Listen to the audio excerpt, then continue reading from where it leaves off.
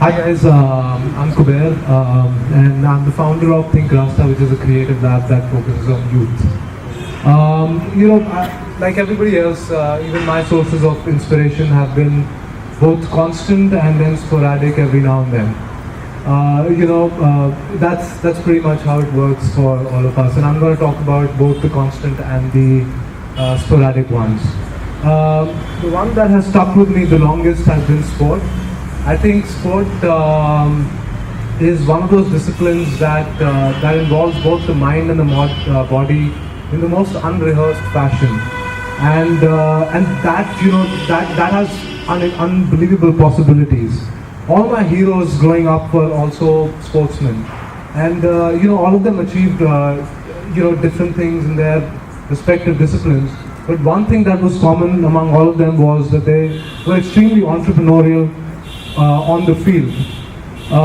This is something that has stayed with me after that as well.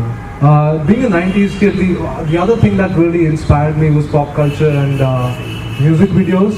I think the coming together of music and film in the most irreverent fashion kind of like let out some certain juices that we didn't know existed. I didn't have my first brush with entrepreneurship until I did an internship with a retail consulting company in Bombay, where we were building modern solutions for Kirana folks who were under attack from the modern retailers, so to speak. This is when I was inspired to actually start my own thing.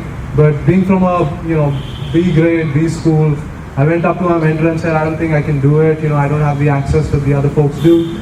And basically what he told me was कि अफगान में सारे घोड़े नहीं होते, गधे भी होते हैं. And that kind of like set me out, and I was like, okay, maybe he is referring to me as the horse. And so that actually after which I went to the UK for a bit, where I learned to prepare the perfect cup of tea in a business process re-engineering class, where we essentially just made the tea, served it, got feedback, and did it all over again. It was an amazing lesson in excellence, so to speak. You just had to repeat it, but it was so simple as well. The other thing that inspired me there was how the football management side of things. How like foreign coaches approached like the media, which was extremely brutal, yet they were able to sort of communicate with them and get out of a situation. There were like communication lessons every day there. I came back and I joined Virgin, which was a typical corporate setup. I did pretty well, but the thing was I wasn't getting paid as much as I thought I should be, because I was the Afghan wala ghoda. So I went right to the top. I said things need to get normalized here. So I went to this dude, and he knew that I was doing well. So essentially he just told me, ride it, Kuber, just ride it. Which meant that you don't really have to work in the system. You can go out, you can become a consultant to the system, and that's what I did. And that was my first like proprietorship sort of entrepreneurial thing.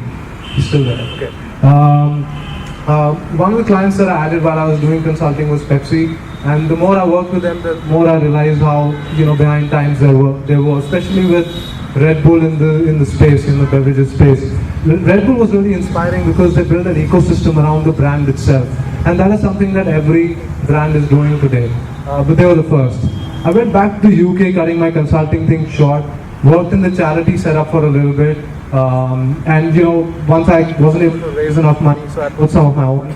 The guy who was running the charity, he came to me and he gave me the money back and said, it's important to do good, but grab your quarter pounders.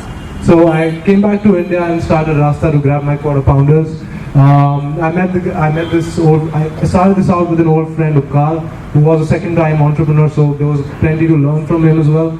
But the going wasn't easy. We struggled pretty much for all of first year. I went back to essentially getting inspired by pop culture, and these comics, the observationist comics, were another source of inspiration, in the sense that how they went to the second degree of insights, which was extremely essential in the business that we were in. Also, there was a lot of quiet hate, when you were starting out, and Bob Dylan, even though he was with me through pretty much my entire college life, during the quiet hate, he really sort of came around. and I could always like put on positively 4th Street and be okay. So yeah, thanks.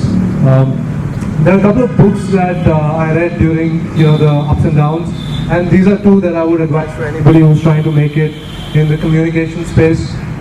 Hegarty's title I've actually used to separate our organization into intelligence and magic. The intelligence folks being the brand strat folks, and the magic folks being the creative folks. The other thing that keeps inspiring us is the work that we do, and the confidence that some of our clients have in us to kind of serve ice cream in the freezing desert and things like that, because there's a reason to it, of course. I'd like to believe.